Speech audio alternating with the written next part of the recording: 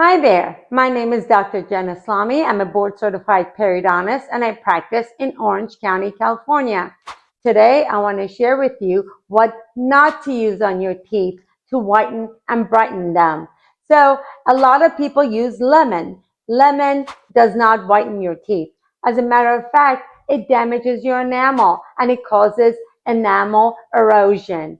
Another thing is charcoal. Yes, charcoal. Not the charcoal toothpaste, just regular charcoal. They take it and they put it on their toothbrush and they brush their teeth with it.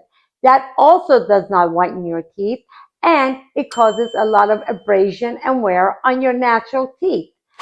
Another thing is baking soda. Baking soda does not whiten your teeth.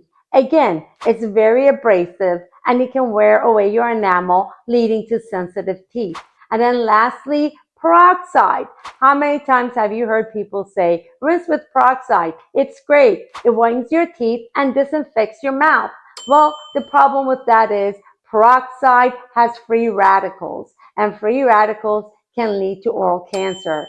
So you definitely don't want to use peroxide to whiten or brighten your teeth. There are better ways of doing it.